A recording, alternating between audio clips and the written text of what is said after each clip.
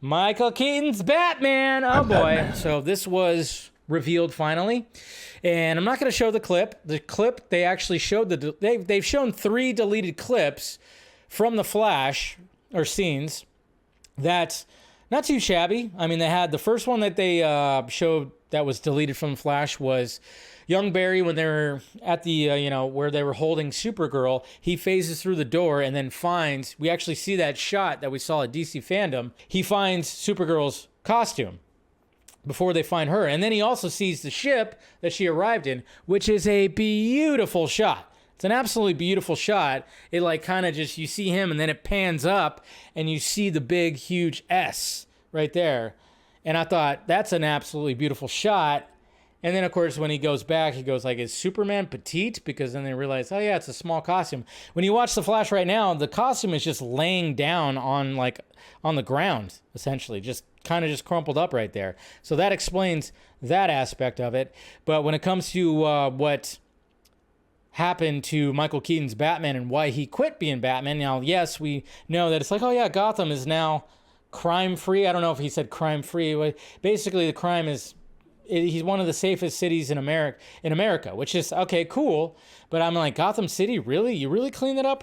But what happened right here was, well, Andy Muschietti explained it, and then of course you do see a scene. But this is the quotes from Andy Muschietti right here. He said, I really wanted to defy people's expectations of where Bruce Wayne would be 30 years later, and I also wanted to deepen the backstory of Bruce Wayne, as the story tells, has been retired for 25 years. What happened to him? I always said something should happen to Bruce Wayne to want to stop being Batman.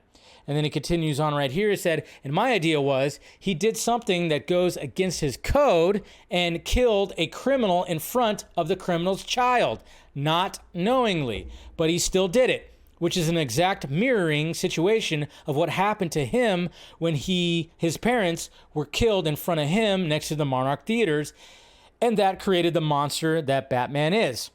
So he just couldn't cope with it, and that's why he decided to shut off his other side, Batman, and he hasn't been able to forgive himself. And now the way we find him is a bit of the evolution of that journey.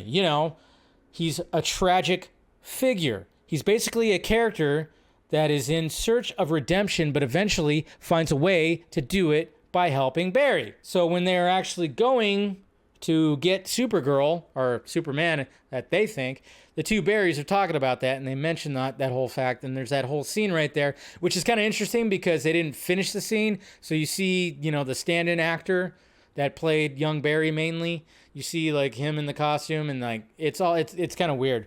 But it's kind of funny because obviously this, of course, ignited that stupid...